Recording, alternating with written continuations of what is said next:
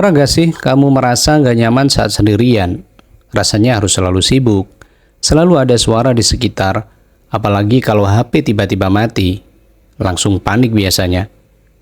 Tapi, pernah gak sih kita tanya ke diri kita sendiri, kenapa kita harus takut dengan sendirian? Nah, buku apa yang kita pikirkan saat kita sendirian ngajarin kita bahwa kesendirian itu bukan kutukan, tapi kesempatan. Yuk kita bahas bukunya. Buku ini ditulis oleh Desi Anwar, seorang jurnalis yang sering menulis tentang refleksi diri. Buku ini terlahir dari pengalaman pandemi, di mana tiba-tiba kita semua dipaksa buat lebih banyak sendirian. Menariknya, buku ini bukan cuma teori, isinya kumpulan esai yang ngalir banget. Kayak lagi ngobrol sama temen yang ngajak kita merenung tentang hidup. Jadi, nggak berat bacanya, tapi tetap bikin mikir. Topik yang dibahas juga luas, mulai dari gimana kita memaknai kesendirian, kenapa kita takut sendirian, sampai bagaimana kita bisa berdamai dengan diri sendiri tanpa harus selalu cari validasi dari luar. Dan yang aku suka, buku ini bukan ngajarin kita buat jadi penyendiri, tapi justru ngajak kita buat memanfaatkan kesendirian dengan lebih bermakna. Coba perhatikan kebiasaan kita. Pas lagi sendirian, apa yang biasanya langsung kita lakukan? Apakah scroll media sosial, nyalain TV atau musik, atau mungkin kita cari orang buat diajak ngobrol? Seakan-akan ada suara dalam diri kita yang bilang, jangan diem, nanti kamu kesepian. Padahal, di buku ini, Desi Anwar nunjukin bahwa takut sendirian itu bukan karena kita butuh orang lain, tapi karena kita nggak terbiasa menghadapi diri sendiri. Kenapa bisa begitu?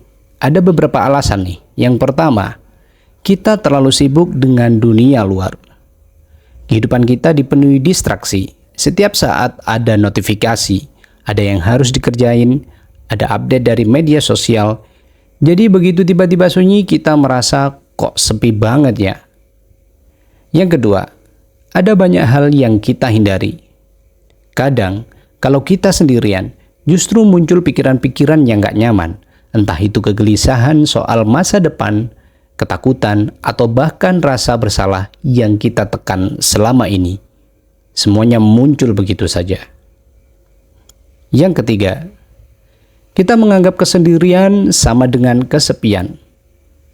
Padahal, kesendirian itu netral. Tergantung gimana kita mengisinya.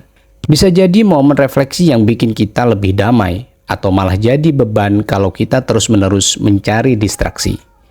Jadi pertanyaannya sekarang, gimana cara kita mengubah kesendirian jadi sesuatu yang positif? Ini dia bagian yang paling menarik. Ada beberapa hal yang benar-benar bikin aku sadar setelah baca buku ini. Yang pertama, kesendirian itu ruang untuk berpikir. Kita terbiasa menerima informasi dari luar, tapi jarang banget mendengar suara hati sendiri. Justru di saat sunyi, kita bisa mengobrol sama diri sendiri dan memahami apa yang sebenarnya kita inginkan dalam hidup.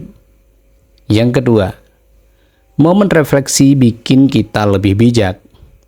Orang yang sering meluangkan waktu untuk berpikir dan merenung cenderung lebih stabil emosinya. Mereka gak gampang terombang-ambing sama opini orang lain, karena mereka tahu apa yang mereka mau. Yang ketiga, bukan berarti mengasingkan diri, tapi mengenal diri lebih dalam. Banyak orang takut kalau menikmati kesendirian, mereka bakal jadi antisosial. Padahal, ketika kita nyaman dengan diri sendiri, kita justru bisa berhubungan dengan orang lain dengan cara yang lebih sehat. Jadi, kesendirian itu bukan musuh, tapi alat untuk mengenal diri lebih dalam. Dan kalau kita bisa berdamai dengan kesendirian, kita nggak akan lagi merasa kosong, meskipun lagi nggak ada orang di sekitar kita.